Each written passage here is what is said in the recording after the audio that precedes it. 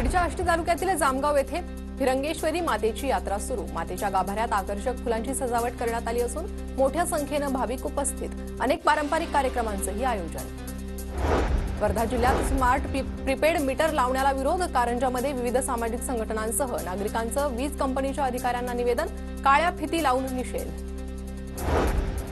बीडच्या कारागृह परिसरात कैद्यांनी फुलविला मळा। 350हून अधिक कैद्यांकडून 8 एकर ओसाड पडलेल्या जमिनीवर दुधी भोपळा, दोडका, वांगी, फुलकोबी, पत्ताकोबी, मुळा, पालक यासारख्या भाज्यांची लागवड। हिंगोलीच्या केंद्रा बुद्रुकमध्ये टीन शेडला आग। टीन शेडमधील मंडप डेकोरेशनचं साहित्य जळून खाक। लाखोंचं नुकसान। आगीचं कारण अद्याप स्पष्ट।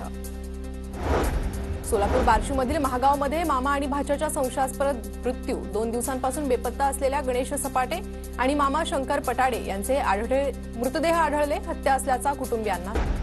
श्री गजानन महाराजांच्या प्रकट दिनानिमित्त अकोलेकरांची पायी शेगाव वारी। 40 किलोमीटर पायी चालून गजानन महाराजांचं दर्शन घेणार। अमरावतीच्या दर्यापूरमध्ये तरुणीनं संत गजानन महाराजांची रांगोळी साकारली। रांगोळी पाहण्यासाठी नागरिकांची मोठी गर्दी।